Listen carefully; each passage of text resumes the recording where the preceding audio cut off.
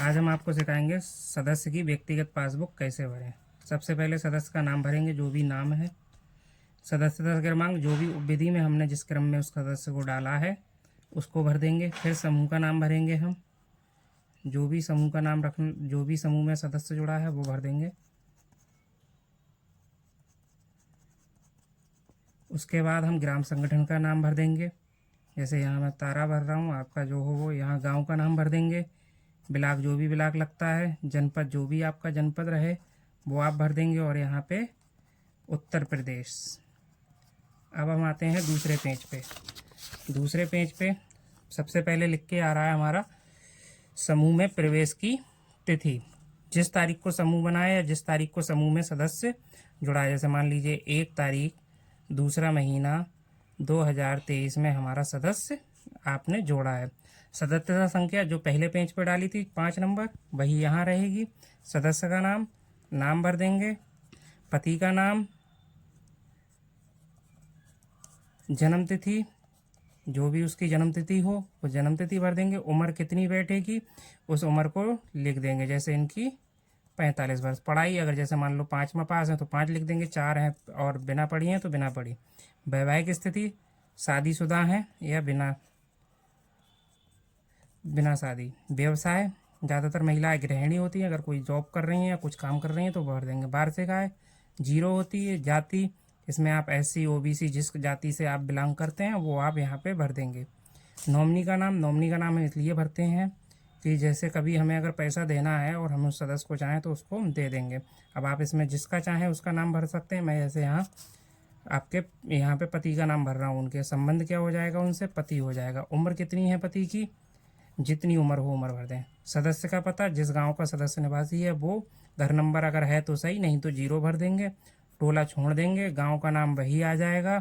Block अपना block भर देना, जिले में जिला भर के, और राज्य उत्तर प्रदेश भर देना। अब हम भरेंगे सदस्य के बचत का विवरण। सबसे पहले तारीख डालेंगे, जिस तारीख को सदस्य ने रुपया दिया। जैसे मान लीजिए 1/2/2023 में जुड़ा है तो यहाँ पे उसकी बचत कितनी आई, 25 रुपये। बचत पर ब्याज 0 रहता है तो कुल बचत में हम कितना लिखेंगे, सिर्फ 25 रुपये। यहाँ पदाधिकारी के अध्यक्ष हस्ताक्षर होंगे, चाहे अध्यक्ष कर दे, सचिव कर दे या कोई भी कर दे। जो भी चाहे वो अपने साइन, मतलब पदाधिकारी करेगा। जिसकी पासबुक है वो यहाँ साइन नहीं करेगा। फिर दूसरी साप्ताहिक बैठक हमारी होगी 8 तारीख को। 8 तारीख को भरेंगे हम। और फिर यहाँ मान लो उनने बचत नहीं दी तो हम यहाँ 0 भर देंगे, यहाँ 0 भर देंगे और यहाँ 25 रहने देंगे, क्योंकि तब तक की बचत 25 ही है। फिर साइन हो जाएंगे पदाधिकारी के। उसके बाद 15 तारीख को हमारी तीसरी मीटिंग होगी। ठीक है, तो यहाँ 15 तारीख भर देंगे। यहाँ मान लो उनने पैसे दे दिए, ब्याज 0 हो जाएगा। और ये 25 और 25 कितने, ये 25 और ये 25 को मिलके हो जाएंगे 50। ये कुल रुपए उसके जमा होगा। यहाँ पदाधिकारी के साइन हो जाएंगे। अब हम आपको बताएंगे, जैसे किसी सदस्य को अगर ऋण दिया जाता है तो उसके ऋण का विवरण हम कैसे भरें। ऋण का विवरण भरने के लिए सबसे पहले उसके ऋण की राशि, जितने रुपए की उसने मांग की है। जैसे मान लो उसने 20,000 रुपये की मांग की है। ब्याज की दर 2% या 1%, जो भी रहे आप उतनी लिख सकते हैं। उद्देश्य, उसने किस पर्पज से लिया है। खेती में लगाने के लिए लिया है तो कृषि लिख देंगे। पढ़ाई के लिए लिया है तो पढ़ाई के लिए लेंगे। अब किस्तें, जैसे मान लो वो 5 किस्तों में इस पैसे को वापस करेगा। ठीक है। वितरण की तिथि, जिस तारीख को हमने प्रस्ताव करके उसको पैसा दिया है। जैसे मान लीजिए 1 तारीख 9वां महीना 2023 को हमने पैसा दिया है। और किस्त की राशि 4,000। और यहाँ पे प्लस ब्याज और लिख देंगे, क्योंकि किस्त के साथ हमें ब्याज भी लेना है तो यहाँ पे ब्याज हम लिख देंगे। किस्तों का समय मासिक, महीने में लेंगे किस्त हम तो महीने की किस्त हमारी रहेगी। नकद पृष्ठ संख्या, जो हमारा ऋण का रजिस्टर है उसकी पृष्ठ संख्या यहाँ पे जैसे मान लो 5 डाल देंगे, जो भी दी होगी आपने वो डाल देंगे। और कार्रवाई रजिस्टर, जिस कार्रवाई के प्रस्ताव से हमने पैसा दिया है उस कार्रवाई रजिस्टर का प्रस्ताव, यहाँ पे प्रस्ताव की संख्या जो भी है वो यहाँ पे हम भर देंगे। उसके बाद हमने जो पैसा दिया है उसका विवरण बनाएंगे। तो 5 किस्तों में वापस करने के लिए तो हम यहाँ पे 5 कॉलम सिलेक्ट कर लेंगे। अब 1/9 को पैसा दिया है, मासिक किस्त वापस करेगा तो 1 तारीख 10वां महीना 2023 को हमारी किस्त आएगी। किस्त की राशि कितनी है? 4000। जब 5 किस्तें हैं तो 5 किस्तें जब डिवाइड करेंगे तो 4000 हो जाएगी। ब्याज 20,000 रुपये का ब्याज कितना हो जाएगा हमारा? 400। ठीक है। उसके बाद हम दूसरा बनाएंगे, ये 11वें महीने में वापस होगी 2023, 4000 रुपये। और अब ब्याज कितना रह जाएगा हमारा? 400 में से अब 16 दूनी 32, मतलब 320 रुपये। फिर अगली किस्त आएगी हमारी 1/12/2023, 4000 रुपये। यहाँ पे हमारा ब्याज बचेगा 240 रुपये। ठीक है। उसके बाद अगली किस्त आएगी 1/1/24, 4000 रुपये। और अब ब्याज बचेगा हमारा 160 रुपये। फिर आएगा 1/2/2024, 4000 रुपये की किस्त है और यहाँ पे हमारा हो गया 80 रुपये ब्याज। ठीक है। उसके बाद बकाया के साथ मांग, जब पहली किस्त मांग करेंगे तो 4000 रुपये की किस्त प्लस 400। ठीक है। अब जिस तारीख को हमारी दीदी पैसा वापस कर रही हैं वो दिनांक, जैसे यहाँ पे 1 तारीख को पैसा वापस होना था लेकिन 1 तारीख को मीटिंग ना होके 2 तारीख को अगर हुई है तो 2 तारीख यहाँ पे लिखेंगे। किस्त की राशि अगर 4000 दी है तो 4000 भर देंगे और ब्याज दिया है तो ब्याज भर देंगे। कुल कितना आ जाएगा हमारा? 4400 रुपये।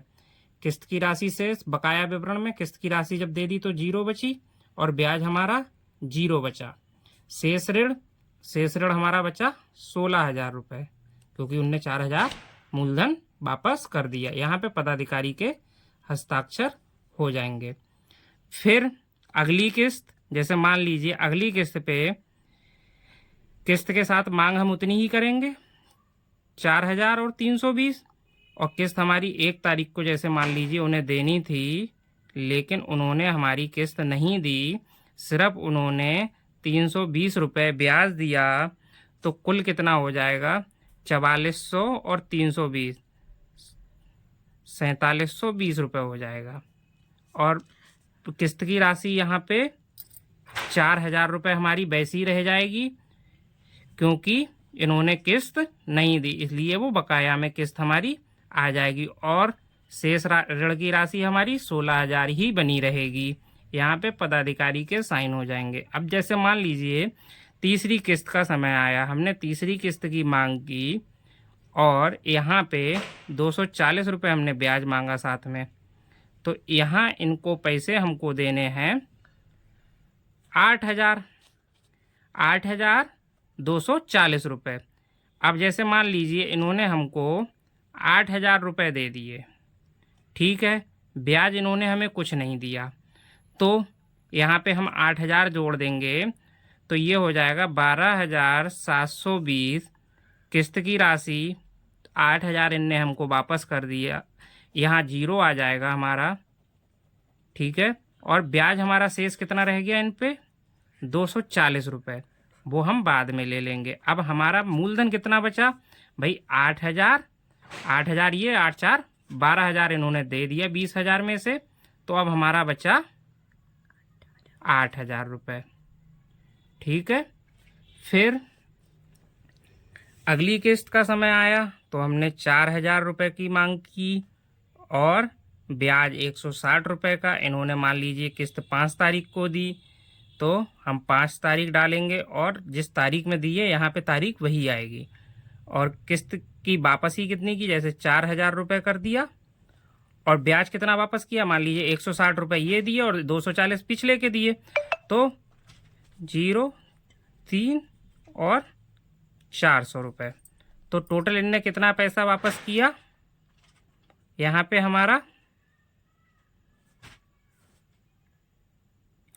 4400। अब इसमें हम 4400 रुपये जोड़ देंगे तो ये हो जाएगा